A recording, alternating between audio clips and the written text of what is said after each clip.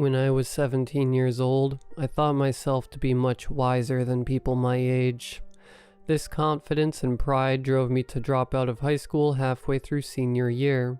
Some of my classmates worked part-time jobs to pay for books, dates, food, and whatever else people my age were interested in. Not me.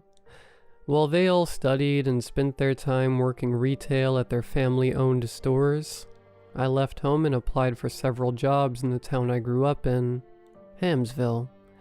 Hamsville is west of Washington, D.C., and placed right in the Shenandoah Valley of Virginia. It started out as an old farming town, with most of its population working on and around the local area, participating in farming, logging, and homesteading. Then the Civil War happened, and most of it was turned to ruin. Pigs were slaughtered to feed the advancing Union Army. The occupants retreated south, and the natives that were here so long before us built themselves some homes in the surrounding mountains.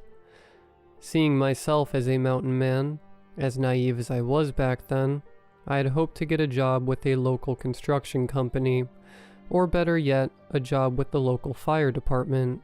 I quit shaving, and much to my dismay, never grew more than a cheap half stash and a few whiskers on my chin.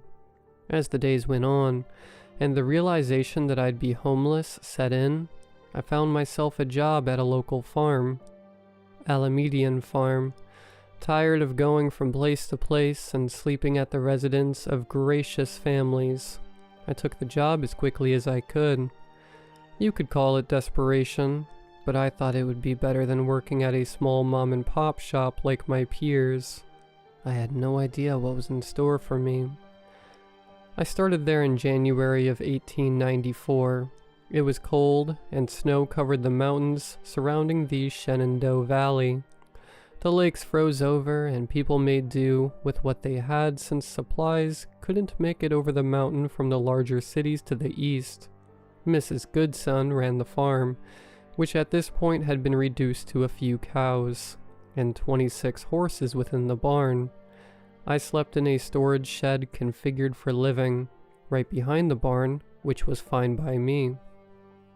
I had access to a well, a fireplace, and I lived within a few hundred feet of where I worked. The first few days were spent learning the tasks, gathering firewood, and talking to the Goodson family, who would invite me to dinner in their house every so often. They were kind, and I was grateful to have such an opportunity. Things seemed just fine until one night, after I'd finished mucking stalls. I was leaned up against my living space, facing the woods that surrounded the area, smoking a cigarette. The silent night was serene. The snowfall was gentle, and the fireplace inside gave me some lighting through a window. I drew a deep breath and exhaled, feeling awfully good about my situation.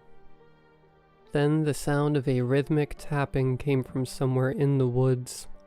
I let my cigarette fall to the ground, and I listened, holding my breath to hear better. It started to sound an awful lot like the drums that I'd hear during football games. It would start with one real loud boom, followed by 3 lesser booms, before restarting the same 4-beat pattern. I drew my revolver from my hip and pulled the hammer back. It's always been said that you shouldn't whistle in the night here in the Appalachian Mountains. I don't care. I had a revolver, I whistled and listened. Silence. I squinted my eyes and bit my tongue in anticipation. The drumming stopped. Being the fool I was, I yelled out, "That's what I thought." I'd have fired my revolver, but I didn't want to stir the horses. The next morning I woke up and followed my routine as usual, and the snow kept falling. As usual, I stepped outside my living space to smoke a cigarette, as every night. Instead of drums this time, I heard sticks cracking.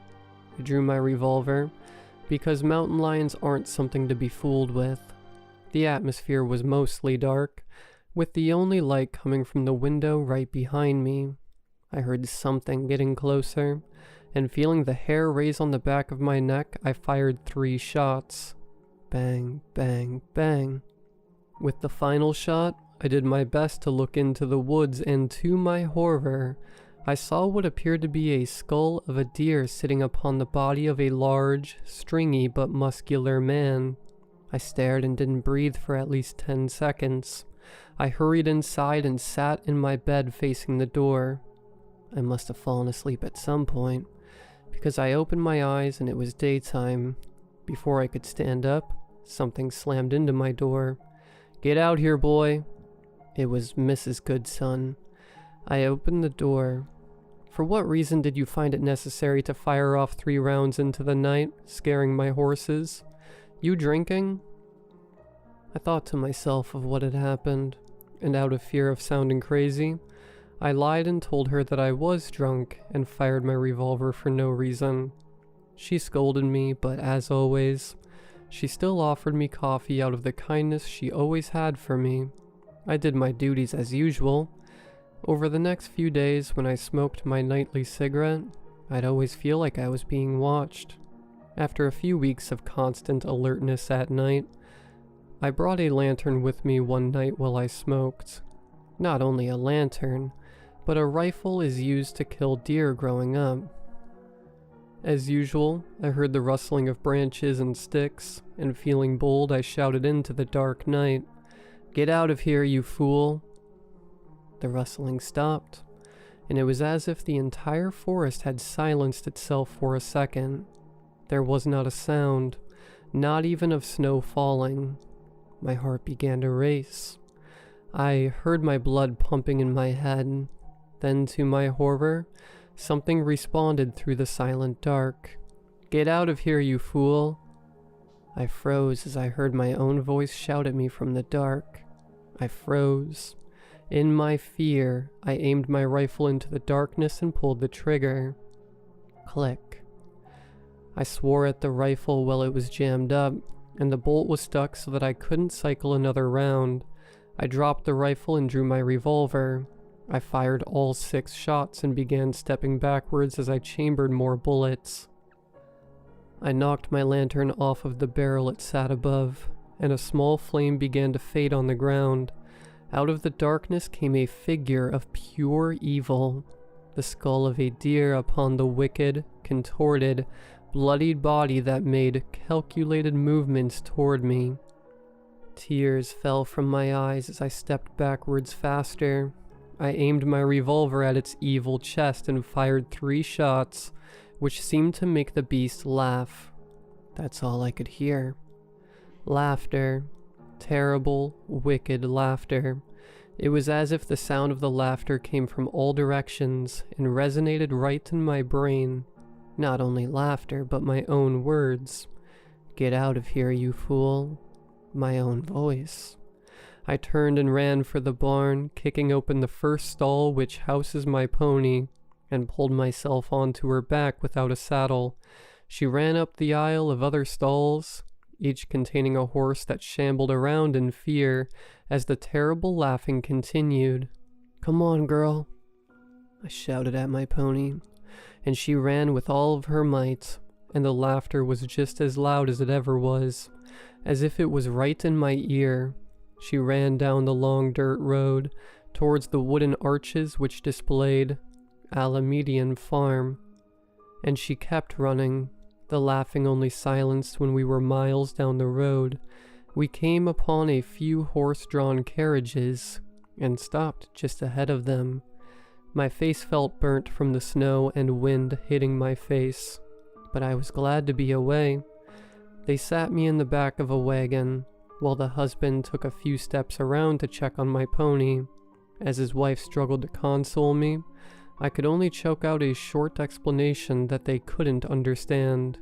They gave me a bottle, and I drank, gulping down most of the sour whiskey it contained. I drifted to sleep, and as I looked out the back of the wagon, slowly rocked to sleep by the road, to my horror, I saw that same wicked deer skull.